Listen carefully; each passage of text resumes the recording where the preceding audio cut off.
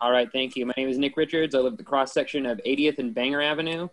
And as a lifelong resident of Lubbock, I am speaking today to recommend regarding agenda items 4, 5, and 6 to ask the committee to consider maximum impact fees on new developments in service areas A, F, and D on the 2020 land use map, and no impact fees on new developments within Old Lubbock, and that's areas B, C, D, H, and G. For the last 2 years, I have served the Lubbock Independent School District as a substitute teacher. In that capacity, I have been able to see the conditions of many district schools at all grade levels. Certain patterns have emerged the longer I've worked this job. And it's true that every school faces different needs, but each school I visited inside the loop, at least not those constructed within the last 5 years, seem to struggle more from historic districts being redrawn, and the vital transfer pathways from neighborhood elementaries, and in some cases early childhood centers through high school, collapsing. As a proud student of an LISD high school myself, I learned about the phenomenon of white flight in post-World War II America.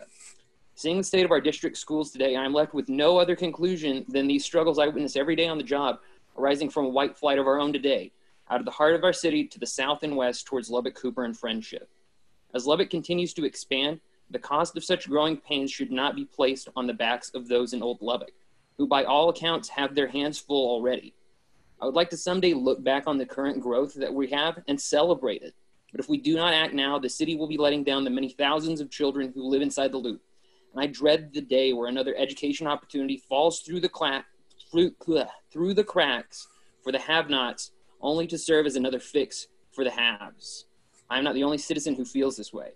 It is in our interest for a better future for those already here, and in the spirit of true entrepreneurship and economic pioneers paying their own way forward, and not some whisper cabinet market, that I once again recommend the committee consider maximum impact fees on new developments outside of Loop 289 in areas A, F, and D, and no impact fees on new developments within areas B, C, D, and H, and G as well. If this letter sounds like deja vu, please do not adjust your Zoom call. It is not you. This is the same letter that was read at a public comment 2 weeks ago, while its overall message was ignored. Thank you for your time and consideration. I relinquish the remainder of my time.